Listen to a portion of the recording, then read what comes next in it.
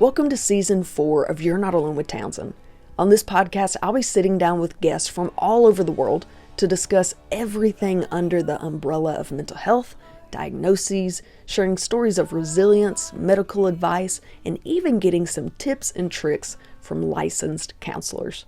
The goal of this podcast is to teach us how to understand others, ourselves, and help spread love and light, one episode at a time. Please make sure to like and follow this podcast, and if you'd like to see the videos of these conversations, hop on over to my YouTube channel, TownsendTmusic YouTube, where you can find the podcast and my latest music.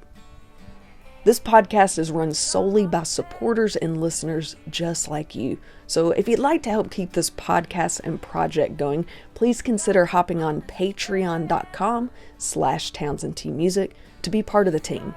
You'll also find extra content and questions with each and every guest. Let's hop in. What is up, guys? Welcome to this week's episode of You're Not Alone with Townsend. We've been chit-chatting before this, and we're going to be buddies. We're going to go hang out at the local Sonic. She's talking about that's pretty much all they got to do in her teeny tiny hometown in Arkansas.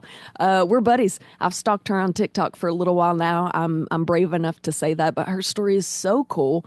I'm going to be chit-chatting with my friend Natalie, who I just met. Natalie, thanks for joining us. Thank you for having me. Seriously, I'm honored. This is my first podcast to be on.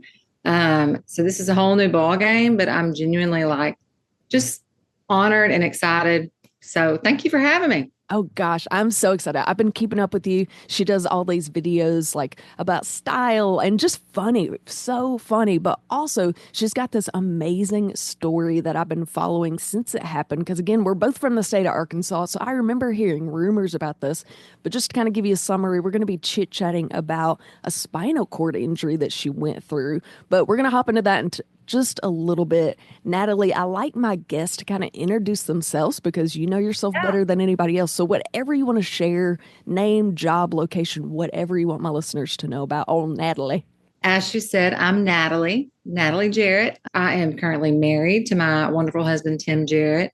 My husband was originally married and his wife passed away years ago in a car accident. And so I have my two oldest children are not biologically mine. But I would claim them as my own 100%. But then we got together and we have a set of twins. They're 5.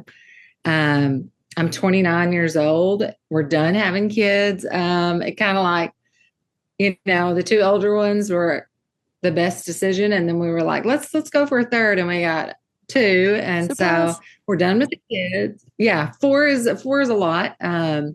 But I'm 29 years old. Like I said, we live in Wynne, Arkansas. I currently am the administrator at Messenger House Recovery.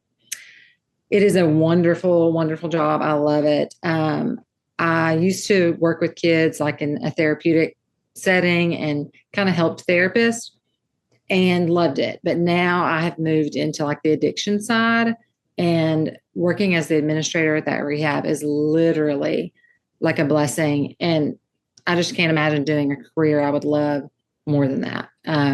There is so much I could unpack with what you just said. Now I want to talk to your husband. You got 4 kids, and then you had twins. Wow, you got a lot going on, and I love it. I know. And when you think about twins, I'm about to get real crazy. My boys are identical twins. My oldest brother wanted to have one more kid again. A third kid, had twins, and he has identical twin girls. Wow. Holy moly. Do they look like your boys? No, they look just like her side of the family. Okay. Just like her side of the family. And my boys look just like my husband. They look nothing like me at all. Of course, you carry them, you do all the work, and then they look like your husband. Yeah, that's how that goes. Yeah. Yeah, those twin genetics. Yeah, those are strong. Apparently, my husband, his dad's a twin. I'm like, okay, well, that's no big deal. My mom's side, yeah. And my mom's side, her sister had twins. So going into it, I was like, we won't have twins. It won't happen. Nah, psych, we did. Yeah, I love it. That's a lot. So basically, there's always something going on at the Jarrett house. Oh, 100%. Okay. 100%. I love it. I love it. Okay, I want to hop right into your story. So I ran across your story on TikTok, which I like to go scrolling through there. Obviously, mine's all full of like mental health and stuff, and I was totally blown away by your resilience. And I don't want to give it away, so I kind of want you to walk people through your story. What happened? Yeah, I'm going to keep it like as simple as possible, but I'll Sure. start from the very beginning. I was going to Arkansas State University. It was my second day of classes, and we were going to the fraternity house for a cookout before we had like practiced or something. I can't even remember. Um, we weren't there 15 minutes, and I got up to take a picture with these two other girls. Originally, I was in the middle, and the girl on this side of me, I have to think about it, the right Yeah, side. you have to do the Right little. side. Yes, I'm on, like right side. But the girl on the right side was like, "Hey, can we switch?" And I'll be in the middle because she was the tallest. And yeah, no big Makes deal. sense. Let's Yeah. switch. I mean, I had no idea, but from behind, a guy used a golf club and swung it like a baseball bat and hit a football with it. And when he did, it caused the shaft part of the golf club to just snap off, catapulted about 30 feet through the air, and it went through the back of my neck. Mm, love. Pause. Pause. Dramatic. Dramatic pause. Dramatic pause. Yeah, because it's like, yeah, oh yeah, that's just the beginning. Yeah. So you said I watched one of your stories one time and it's talking about, and maybe I made this up in my head because I'm telling you, I've been looking forward to this interview for a long time. You said something about you woke up laying, I assume laying on the ground, and there was like part of the golf club in your mouth. Now, a quick shout out to our sponsors. If you're looking to buy or sell, I have the perfect realty company for you. Clark & Co. Realty is located in the Benton, Bryant, Arkansas area. And they understand that buying or selling a home is more than just a transaction. It's a life-changing experience. That's why their team of highly seasoned real estate professionals is dedicated to providing exceptional, personalized services for all their clients. They truly take great pride in the relationships they build, and they always work relentlessly on the client's behalf to help them achieve their perfect real estate goals. They always have the client in mind, and I can speak firsthand when I say how reliable, trustworthy, and quick they were. When I was looking to buy my first home, they were there with me every step of the way, answering every question I could think of. They showed me a great amount of knowledge and patience through the process. It's no wonder they've won so many awards for their outstanding services and their excellent relationships with clients. So if you're looking to buy or sell, there is no better option than Clark & Co. Realty. This is one organization I'm crazy about. Heroes Behind the Line is a nonprofit organization established to help first responders with their mental well-being. They help provide education, outreach, advocacy, and even treatment for firefighters, police, emergency medical personnel, and veterans who just need mental health support. It was started in 2018, and their goal is to help these first responders get the benefits they deserve and receive continued treatment.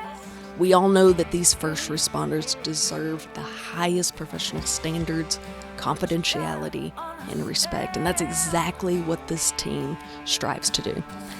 Their donations and every penny earned go straight back to this project, so hop on their website, heroesbehindtheline.org, snag some coffee or t-shirts or more, help support this organization. They are amazing. So originally, I thought someone had hit me in the head with a baseball bat, like no question asked. And so I just went down slowly and, I hit the concrete. And when I did, I came to and I was kind of like, tried to get up and nothing moved. And I was like, that's odd. Still didn't comprehend that there was anything in my neck or in my mouth. And it wasn't until like I felt like the corner of my shirt getting wet. And so I was like, why is it getting wet? And I could turn my neck. And when I did, I felt like metal scrape the concrete. And then you're panicking. And so the first thing I wanted to do is I was like going to say help, and I couldn't speak. Oh, And no, so have mercy. it's like, oh, okay, there's something in the back of my neck and it's in my tongue, like it's holding, and it was. And so essentially the golf club, it completely severed my vertebral artery. It partially severed my spinal cord, and it crushed my C3 and C4 vertebrae. And then it kind of rested right through my jaw and on the back of my tongue. Holy moly. That is insane. So the people around you are like, what just happened? Were Well, they freaking out? Did you even realize there's still people like, um, what? I have so many questions, Natalie. So many questions. I know and honestly, like back then it was so raw that to talk about it, it was just like, you either like didn't even have an answer. You're just kind of like, what? Or it was like, I can't talk about that. But For sure. being like 10 years later, I can really look back at that time and, try to separate the emotion in a way. Because it does bring up a lot of emotions. I remember like getting the basically realizing, okay, I didn't get hit in the head. This is serious. Oh, and I remember looking around, and there was a few girls that I had just recently met since I just went and pledged my sorority. And so I was in Chi Omega. So there was a few girls around that I had just met. So it was just really, you feel really like, okay, I didn't know anybody. I didn't really know anybody personally. And a lot of the girls went inside and a lot of the guys went inside, just because it was like, there's too many people out here. I mean, like one girl, I watched her literally just run. She like opened the gate and took off. Like she was out of there. And we talked about it later. Like she came up to me like way later and she was like, I want you to know, like I was there that day. I literally like panicked and opened the gate and took off and ran to my car. I was like, oh, okay. I mean, I get it. That probably would have been how I would have responded. I mean, given the So much no. That's bizarre to me. I always have that panic, like when I'm stuck with people I don't know well. I'm like, if something were to happen, could these people react responsibly and take care of it? That's like my biggest fear is something happens and everybody runs. Or 100%. doesn't pay attention to you at all. That's so wild. So who ended up calling 911? Like, how did you get out of that situation? Crazy again. I have no idea to this day who called 911. But I just remember like it felt like years it felt like it took years for them to get there. But like my story gets so crazy because my oldest brother, he went to medical school in Mississippi, and he had just recently moved back to Arkansas and was doing his residency at St. Bernard's in Jonesboro. And so they offered all like the interns that were or like the people that were residents at the hospital. They were like, hey, if you go do physicals at ASU for the football players, we'll get you like a couple of sideline tickets for some games. And my brother was like, sure, yeah. So the convocation center where they do the physicals is like right here, and the fraternity house that I was at is like right here. So someone at St. Bernard's immediately called him and said, hey, there's an ambulance that was just dispatched out to a fraternity house to pick up your sister. And so they were like, she's coming here. We think it's like head trauma. Gave him like a brief understanding of, he had no idea what, but as he was going to his truck, he literally could see the ambulance pulling into the fraternity house. So he just drove to the fraternity house, and like thinking about that is just a crazy coincidence. Because he got to be with me and ride in the ambulance and be with me on the way to the hospital, and just gave me such a sense of peace and comfort that I truly, though, that was like the very first moment that, like, I remember laying there and I prayed. I was like, okay, I don't know if I'm going to make it out of this. Like, this doesn't feel like I can. And if that's the case, God, please just send somebody to be with me that I know. And then he showed up, and it's like, that was just so much peace was given through just having not just someone you know, but your big brother. And so that was a huge thing for me. Absolutely. So you were 19 when it happened. No, I was 18. I had my 19th birthday at the Shepherd Center in Atlanta. Oh my goodness. You was a baby. Yes. Oh my Like goodness. 3 weeks after my accident was my 19th birthday. And I was, no, 4 weeks, right around a month. And I was just got to the Shepherd Center, and it, it was just me and my mom there. We didn't know anybody. And like, it was just the craziest. It will go down in history as the worst birthday of my I would entire imagine. life. Yeah. I thought I've had bad birthdays, but you just topped it. So I can no It longer was complain about mine. Yeah, like I wasn't able to feed myself at that point. Like I was not able to do it. And so I remember the excitement of seeing like a Benihana's down the street of the rehab place. And they were like, hey, we will make sure we get you on one of the city buses that like can take wheelchairs so you can have Benihana's for your birthday. I'm like, great. We got on the bus, got to Benihana's, and it like dawned on me. I'm like, I can't even feed myself. I'm not about to eat in this restaurant and have my mom feed me in public. So had to get it to go. So we could go back to the Shepherd Center. But they let us, and yeah. Wow. And now I can feed myself, thank God. But Praise the Lord, yeah. Yeah, at the time it was the craziest thing. I was like, happy freaking birthday. Right. Boy, if that doesn't make you thankful for all the things you have now. How long? So you went to the hospital. Were you conscious that whole time? Like you're laying there waiting for an ambulance? Yes. Wow. God. How long were you in the hospital? Between hospital and therapy, how long were you in a facility away from home? In total, right, like almost 6 months away from home. Wow. Yeah. I'm so thankful I had my mom too. And because she had real estate. And so she was able to, her sisters kind of stepped in and helped manage her job so she could be with me.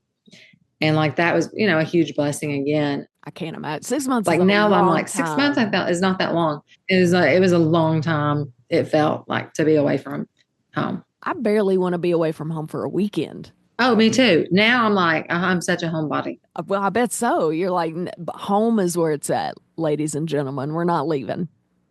Home is where it's safe. The home is where it's safe. No golf clubs in here. Man, so you were talking about you couldn't even feed yourself. What did therapy and recovery look like? It will go down in history as the hardest thing I've ever done, because you have to I basically fought tooth and nail for my life back, essentially. And so like people got up and went to work 9 to 5. I got up and went to therapy 9 to 5 every day, all day for 6 months, and worked with a team. And it was long and it was excruciating and it was painful. And it was one of the worst times in my life. But at the same time, that facility and the strength and the resilience, like the ability that they just provided so much, not only much support emotionally and mentally, like they pushed me so I could push myself. And it was like, I still have friends from there that I'm like, they check on me. And so it was a great place to be. But therapy it was hard. I mean, it was like, but my therapist told me, they were like, hey, you're fighting for your life. We can't do it for you. You have these nerves that are firing. So we know that there's a possibility of them reconnecting, but you are in charge of that. You have to do the work. And when that clicked, it was like, okay, like, let's go. We're going to work hard. As long as my insurance is going to cover for me to be here, I'm going to put the work in. So were you ever like on a feeding tube or anything like that? I was on a feeding tube at the Med, or at Regional 1. It's called Regional 1 now. But I was there for 3 weeks. And so for a little bit of the time there, I had a feeding tube. Um, surprisingly, I was able to be intubated. I did not have to have is it a tracheotomy? Mm-hmm. Is that what it's called? Yeah. Yeah. I didn't have to have that. And I don't understand that and will never understand that. But that was a blessing because it's very easy to, learn to breathe again when you're not intubated, but it's a lot harder when you have a trach because your body can adjust. And so that was a battle I didn't have to face. And so again, it was a huge blessing too. Wow. Like speaking of it, so I also have a degree in therapy. Imagine that. So thinking of it going through those muscles back there, like all the damage it did internally into your throat muscles and your larynx and your pharynx and all those crazy things. The fact to me that you're sitting here and talking and you're eating and you're living a life is bizarre. Like nothing short of a miracle for sure. So speaking of recovery, you worked every day that hard. You were talking about at the very beginning, like paraplegia. Is that what you said? Mm-hmm. Okay. Yes. So you were able to get half of your body back. So yeah, it's the weirdest thing, but so most people that have a spinal cord injury, it is severed this way horizontally. Right. But for me, mine, the way the golf club went in my neck at the angle it did, it was like a vertical cut. And it's similar to like, I've only met 2 other people that have a Brown Sequard injury. It's pretty rare.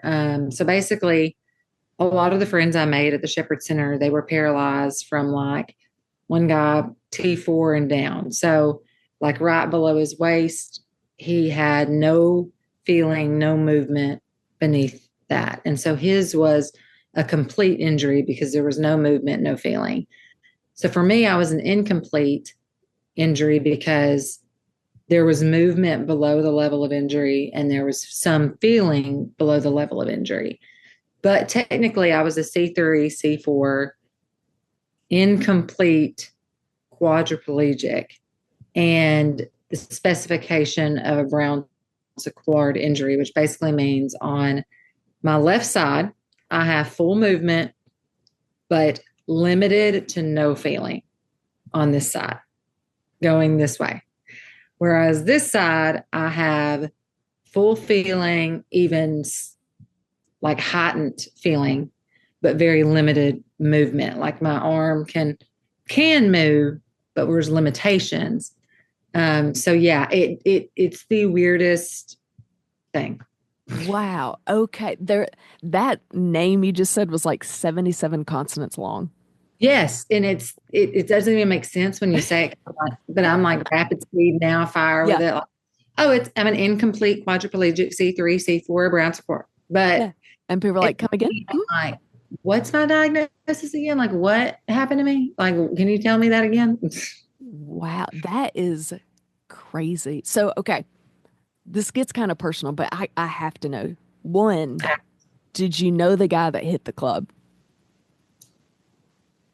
This is the craziest thing. The guy that swung the baseball bat, I met the night before when I was at work. I knew his girlfriend previously, and I worked at Sephora. And the night before I was working, and his girlfriend, he was with his girlfriend. They came up in, and she was buying some makeup, and I literally met them, shook their hands, and then the next day he was there, and I was like, "Hey, it was good to meet you the other day," and talked to his girlfriend and the guy that threw the football. I grew up with him. Like I literally, I had known him since I was a young kid. Through mutual family members, we went to the same like church camp together, and our parents were friends at a brief time. So just weird coincidences. Absolutely. So, were those 2 guys, were they held responsible, or was it an accident? Like, how does that work? That's one of those questions that I don't know. I don't know how it works. But I do know that I don't think there was any. I mean, the police came after I was, was at the hospital, and they did rule it. I think, and like there was like an accident. There wasn't, and looking back, I don't know if they really ever asked my parents about, pressing criminal charges or anything. But I do know that even if they would have tried to do that, that wasn't something my parents were going to be in favor in. And I agree with them, because I think when the time came that I was awake and aware and able to make decisions, if I was asked, I would have never in a million years wanted him to be held criminally liable for that, because in my mind, truly once in a million time, I mean, literally, I could have been standing any other place and it would have never happened. And no ill intention at all, And so I kind of look back and I'm like, I say, why would we ruin two lives? But at the same time, my life wasn't ruined. My life had a dramatic crap storm for a minute, but ultimately it led me to now and in the person I am and who I was meant to be. Yeah. And so I needed that. I needed to go through that. And so, I mean, it's part of my story. It's part of who I am. And that's a good way to look at it. I wasn't sure if like his insurance had to pay for it or if y'all had to go and get it like justified or whatever.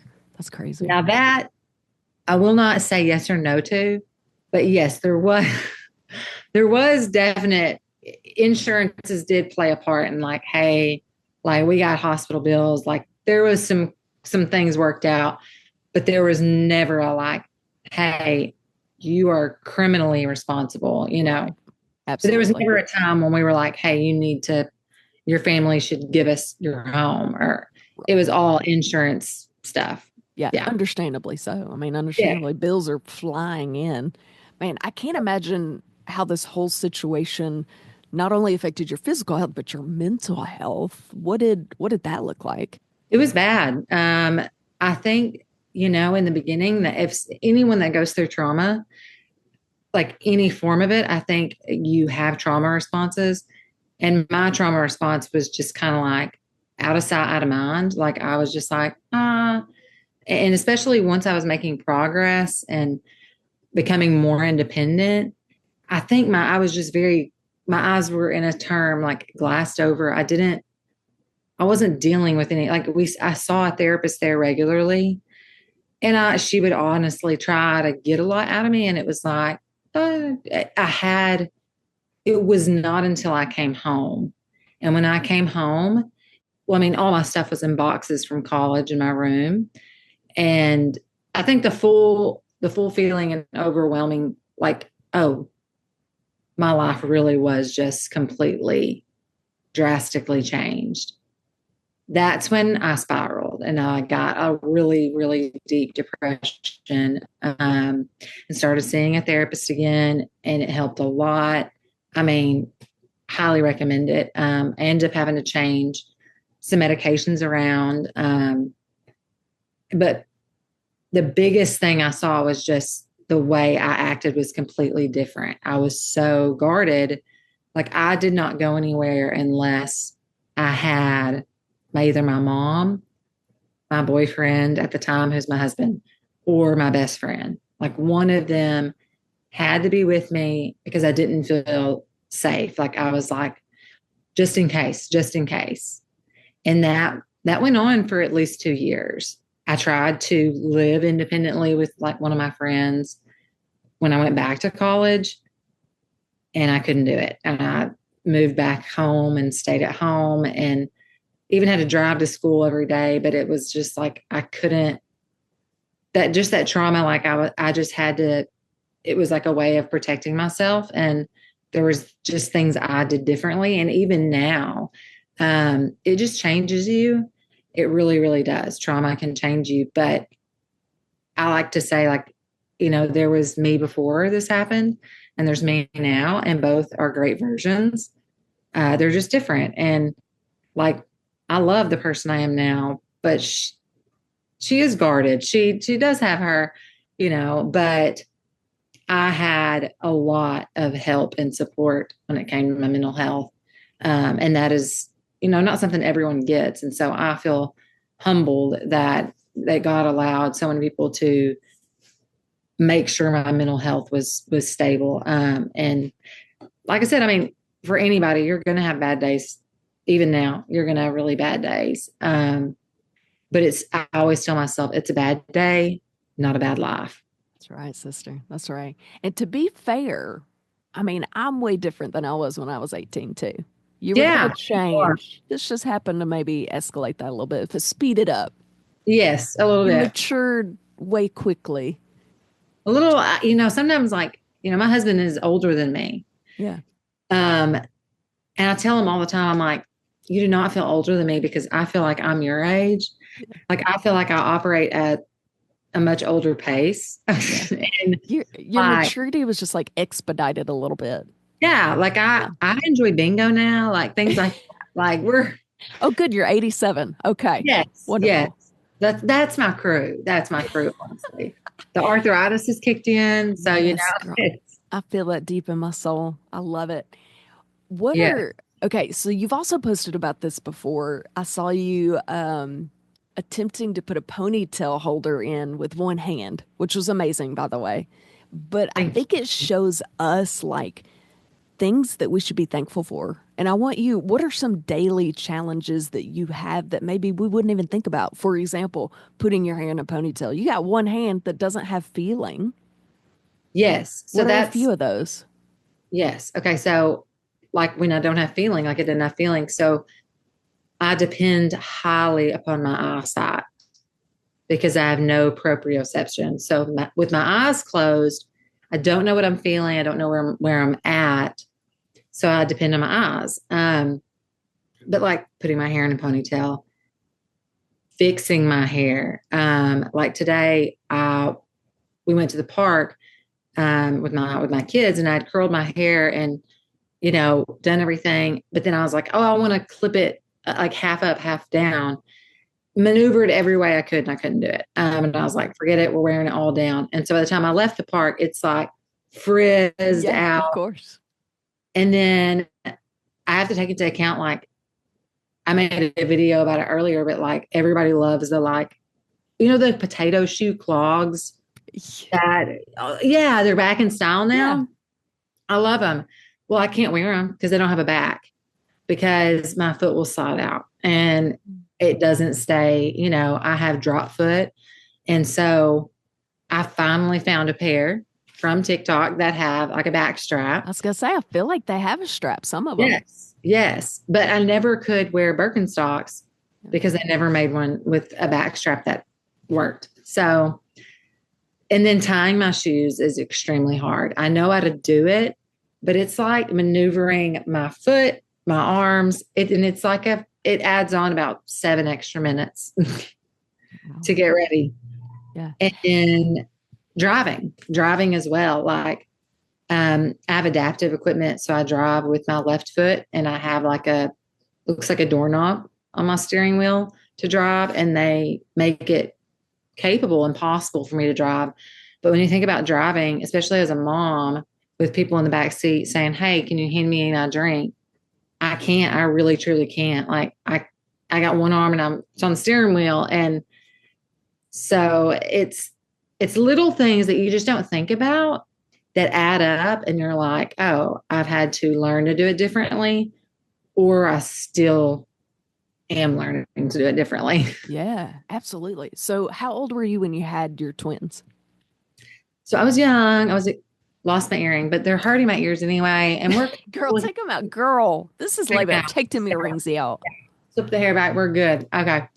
I was a young mama because my husband was older, and I was like, well, and I had Lexi and Luke in my life. And at the time they were like 5 and almost 10. And like, I was like, I don't want them to be so much older than their siblings. And so I was 22, like freshly graduated from college, like graduated and popped them out. Popped them out, right, baby. I love it. Okay. So you had two kids, and this was after your accident. I cannot imagine dealing with babies and toddlers, and you're freshly learning how to cope yourself. Yes. I bet that's so overwhelming. Mm-hmm. Girl, you're pretty It amazing. was. True. Thank you. Yeah. Thank you, genuinely. Because that is like it. People don't think like when you have kids, but like when you have kids, like it just brings a whole different aspect of difficult to your life that you're not prepared for. Even you're going to think you are, but you're not. You And never, ever. never, ever. And I, especially with going into it with twins, I knew like, I mean, I sat down with my husband and I was like, hey, there is no part of my brain that feels like this is going to work out because I was terrified to have one child and consider the idea of taking care of that child by myself and if I could do it. So when we decided to have kids, it was like, okay, I had already accepted that I was going to have help. I was going to have either my mother help me or a nanny, which ended up being both. My mom helped me like 3 days a week, and I had a nanny that came twice a week. And I still stayed home with my boys and all up until they were 3 and could go to we school. And then I still spend the afternoons with them half the time because we school only goes half a day. But it was hard in the beginning. But the acceptance of like, okay, I just knew in my mind, okay, I've always wanted to be a mom. This has always been a desire of mine. I know it's going to be really, really, really, really hard, and I can't prepare fully for it. But if God's going to give that to me and put that on my plate, it was meant for me. Just like, this accident was meant for me. It's heavy. The load was heavy, but it was meant for me. And so I would do it no different. I mean, they have been the light of our lives, and but I will say, as far as life, that it's hard. It is hard to be a parent and then be a parent with a physical disability in any form or like a chronic illness. Like I have a friend that has lupus, and it just makes, you have to add that into everything. You have to account for it. Like it's not just Natalie, it's Natalie plus her disability, because I'm like, okay, if I do this to now, I'm going to be hurting later. You just have to manage yourself better. And so the same with parenting. Like there's some days I'll call my husband. I'm like, hey, I've tapped out for the day. Physically, I can't do anymore. Sorry. Like you're going to have to either step up, or we're going to have to call my mom, or, come fill in for a little bit because I'm taken to the bed. Like, and it happens, and it's life. And it's like every parent has a struggle without a disability. So yeah, absolutely. Yeah.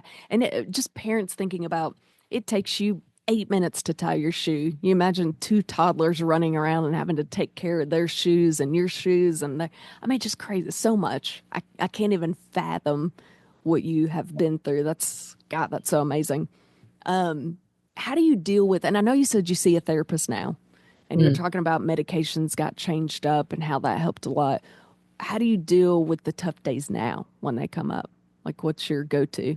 I have probably a negative way of dealing with things and a positive way. I have both. Give them.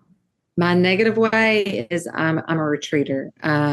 If it's a bad day and I'm overwhelmed and I can't, I don't reach out to people. I want to be by myself and retreat. And that can lead to me feeling worse, so the isolation sometimes. But on the other hand, my best coping mechanisms are, and has always been, like talk. To talk to someone. So I'll call my best friend, I'll call my mom, or I'll call my husband and be like, hey, I'm having a really bad day. I can't pinpoint why. Or I can just say, hey, I'm having a really bad chronic pain day. And I don't know why, but today it's just worse than yesterday. And just the expressing how I'm struggling makes me feel better for me. And then also prayer. Like I talking to God like he's my best friend, and just saying like, hey, this day stinks. I'm not, you're gonna have to help me to the end of it, because I can't do it. Little son. Yes. Yeah. Now we didn't talk about this and you don't have to talk about it, but just out of curiosity, you have posted on your TikTok how when this happened and for several years afterwards is a really dark time. Didn't want to talk about it.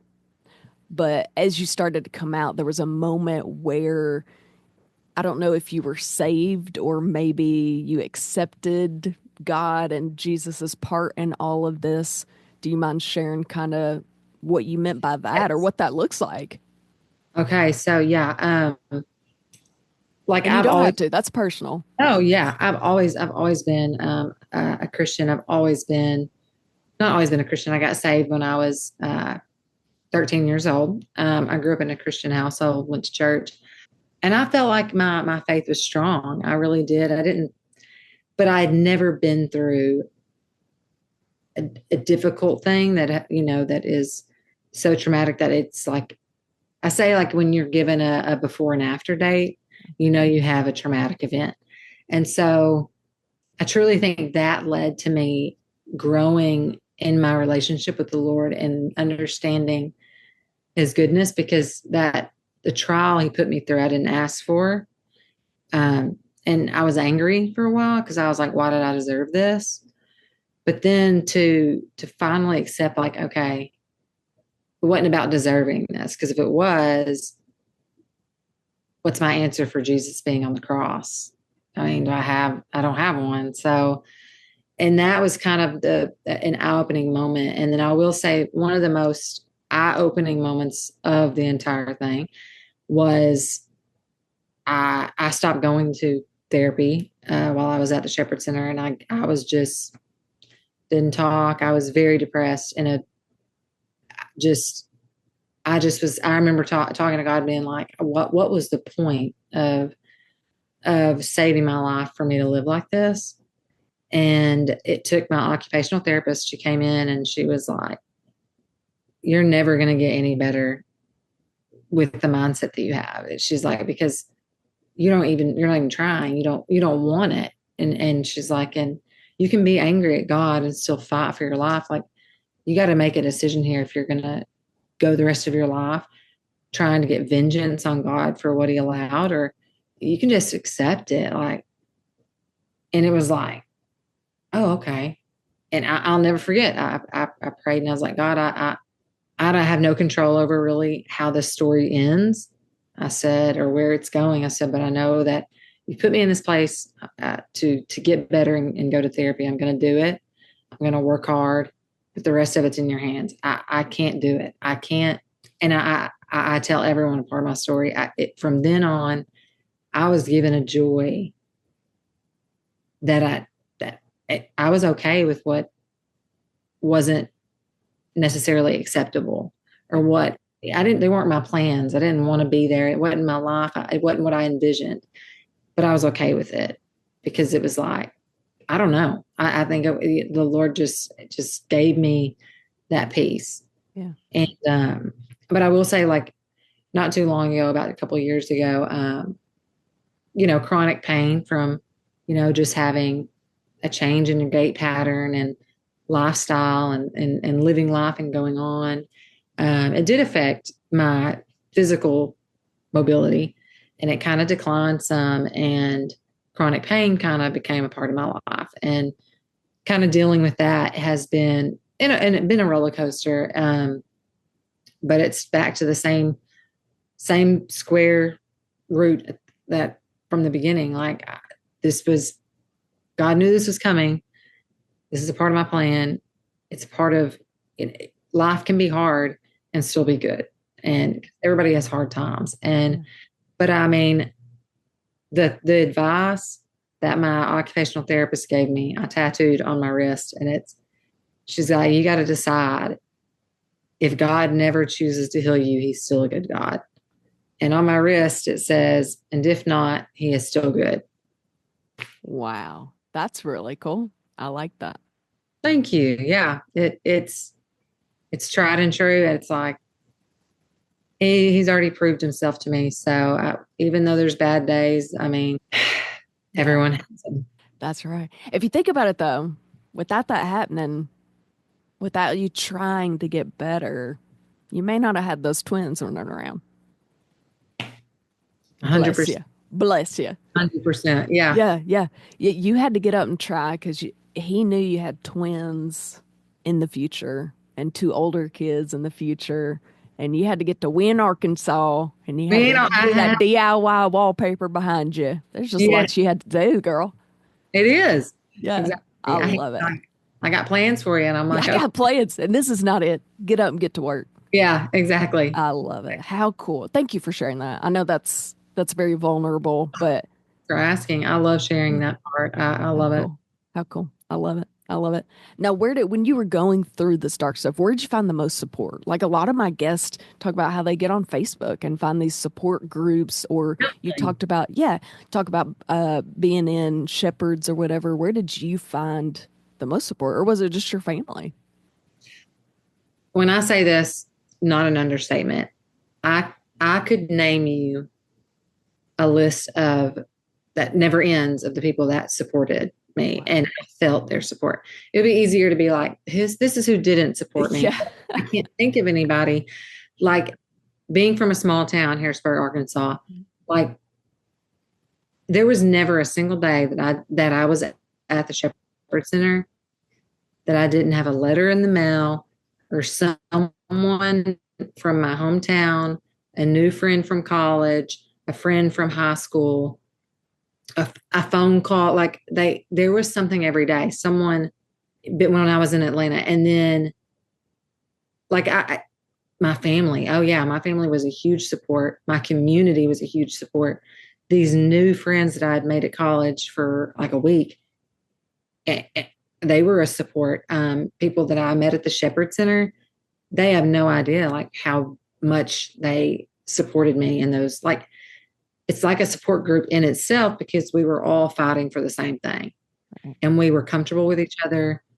And it was like they gave me the strength to want to keep going. And so I like so many different angles. I mean, the Lord, my family, the community, and then just the Shepherd Center, that place alone. And the people that worked there, my Lord, like people that worked there, there was no bad interactions. Like everyone there loved their job. And I felt loved and just very, very covered with so much support. It was, that's one of those things I look back on and I'm like, there's nothing like that. You were blessed, sister. That's awesome. How cool. Not many people can say that. It's amazing. Amazing. Yes. Natalie, thank you so much for hopping on here and sharing your story. And I'm inspired. I'm like, I got two arms and I take it like so much for granted. I feel like tying my shoe now, I'm going to be like, man, how lucky am I to be able to tie a shoe? You know what I mean? You better. I'm just kidding. I know. But really, though, like people that are listening, the little things we take for granted and the things that you hop on and you're so happy about being able to throw your hair up with one hand, like it just puts things into perspective. We have so much to be thankful for. Yeah. And I said this quote the other night because someone was like, you seem really grateful today, like joyful today. And I just don't understand it. And I'm like, I understand it a lot. And I said, the reason is because if we all walked into a room and had all of our baggage and troubles and hardships in a suitcase and sat it down and we shared with each other, we pick up what we came in with.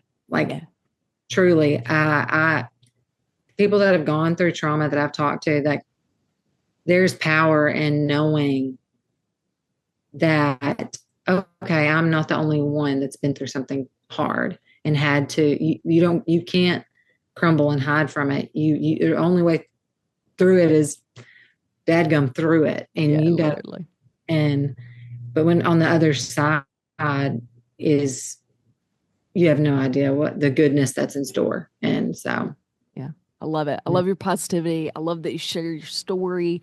It's just amazing. Thanks for having me. And thanks for joining us and my listeners. Thank you so much for asking me. Seriously. Oh, yeah, absolutely. All right, Natalie, we are going to let these people go. But as y'all know that are listening, she and I are going to keep chatting for my patrons. We do these extra questions after every episode. If you want to hear those, hop on to patreon.com/TownsendTmusic. That's how we keep this podcast and the whole You're Not Alone project going. So hop on there. You can catch all the extra questions from guests. You can also watch this interview on YouTube if you hop on to Townsend T Music YouTube. If not, we'll see you next time. If you'd like to hear the rest of this interview, visit patreon.com/TownsendTmusic. And don't forget, you can also watch the interviews on our YouTube channel at TownsendTmusic YouTube.